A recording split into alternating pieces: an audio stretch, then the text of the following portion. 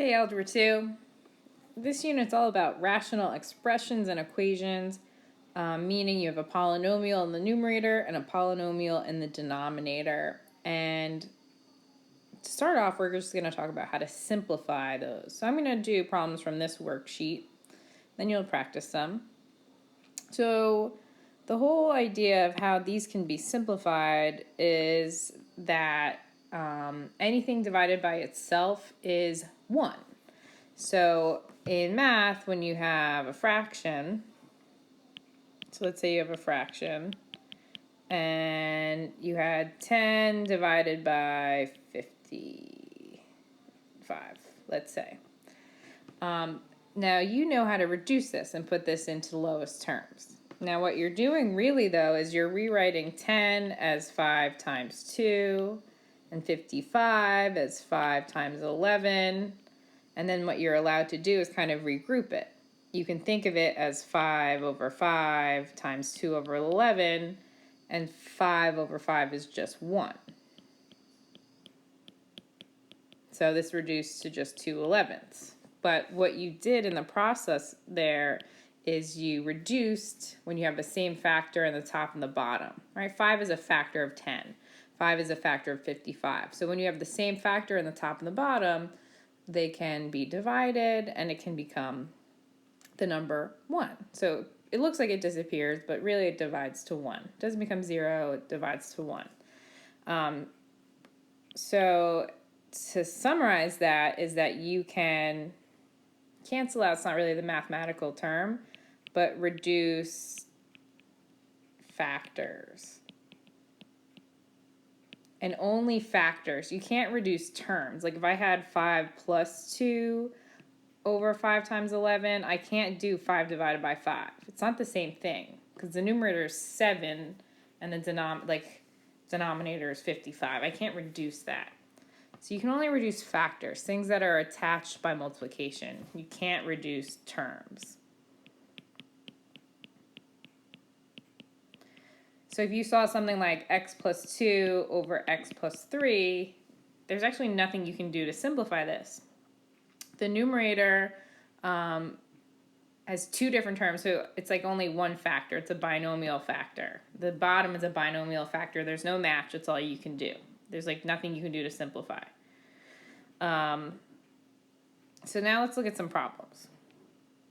So why can't I move this? The first case, I'm going to do number 1, is a monomial over a monomial. So everything here is like a factor. It's all attached by multiplication. And we've actually done this in the past. This is really just kind of like exponents. Like I can reduce 6 over 4 to be 3/2 because I can do 2 divided by 2. X cubed over x squared. I have 3 x's on top and 2 on the bottom. So I'm left with 1 on the top. You can even remember that you subtract 3 minus 2. Now with the y's, I have 1 on top and 5 on the bottom. So 4 are going to remain on the bottom. So this type of problem you've actually done before because we did it back when we talked about exponents.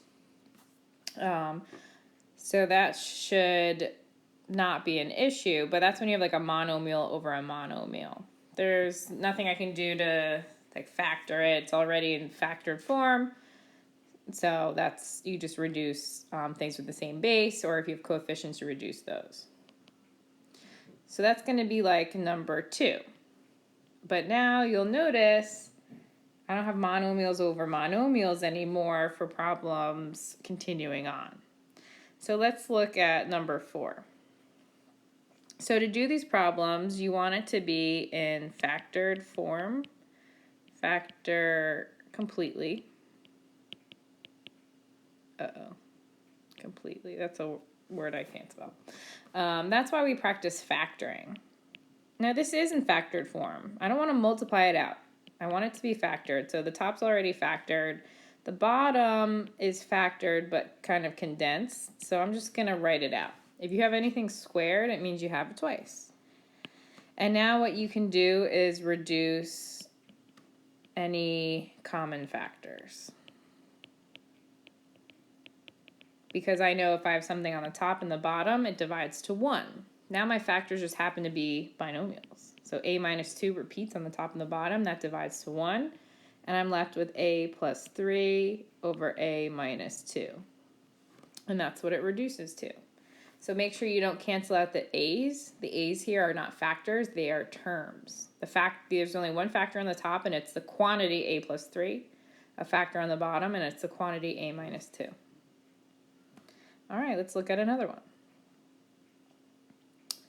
So let's look at 9. So 9 is not factored at all. So don't go and just start crossing out the x squareds. If I see you do that, you're not going to get any credit because that's just wrong. It doesn't reduce to 1. You can't cancel out terms. You can only cancel out factors. So the first thing you have to do is factor this whole thing. So the top is a trinomial. I need two numbers to multiply to 16 and add to negative 8. And that's going to be negative 4 and negative 4. Because a is 1, I can just write it as x minus 4 times x minus 4. Now the bottom is the difference of two perfect squares. So that's going to be x minus 4, x plus 4. So that's your first step in simplifying these, is to factor. Now I'm going to reduce any factors that repeat, even if they're not on top of each other. Like I could have canceled out these two. It doesn't matter. And my final answer is that it's x minus 4, x plus 4. And that's the answer. I can't cross out the x's or the 4's because they're terms, they're not factors. I'm going to do maybe a couple more. Let's do one where there's a GCF. So it's like kind of a combination. So let's look at 12. 12b squared plus 20b cubed over 8b cubed. Bottom I can't factor, it's a monomial, but the top is a binomial, and I always want to do GCF first, and I can take out a 4b squared, and I'm left with 3 plus 5b divided by 8b cubed. Okay? So I have two factors on the top. I have the monomial factor of 4b squared and this other one of 3 plus 5b. There's no 3 plus 5b in the denominator, so that's going to stay. But what I can reduce is 4 over 8 and b squared and b cubed. And that's because these are factors and they can be reduced. So if you have monomial factors in the top and the bottom, you're going to want to reduce them. So 4 over 8 is 1/2, so a 2 in the bottom. B squared over b cubed, I'm left with a b in the bottom. Because I have two b's on top, 3 on the bottom, 2 will reduce. And that 3 plus 5b stays on top. So you can reduce monomial factors if you have them in the top and the bottom. You can always do that. You don't need a perfect match because you can reduce something like this, which is what you have. It's just not written right on top of each other. Let's see if there's anything else interesting. We'll do 15. So 15, c cubed minus 7c squared. Everything's factorable here. So this is number 15. So I'm going to take out a c squared. And what's left is c minus 7. So now the top's factored. On the bottom, I can take out a 2, and I'm left with c minus 7. We have a match. So the c minus 7's reduce. And my final answer, what I'm left with, is c squared divided by 2. That one's done. Can't reduce that anymore. Let's do one more. All right, so the top here, this is a trinomial. This is kind of cool how you have to remember how to factor. So I need to multiply to 9, add to negative 6. That's going to be negative 3 and negative 3. So the top is a minus 3, a minus 3. And it's never been more important to keep the right variable because an a minus 3 wouldn't cancel out with an x minus 3. It has to be exactly the same. Now on the bottom, I can take out an a, and I'm left with a squared minus 9. So I take out a GCF of a. left with a squared minus 9. This is a difference of two perfect squares, so that's a minus 3, a plus 3. So this is the factorization of the numerator. And now this is my favorite part. Wipe those out. Those divide to 1.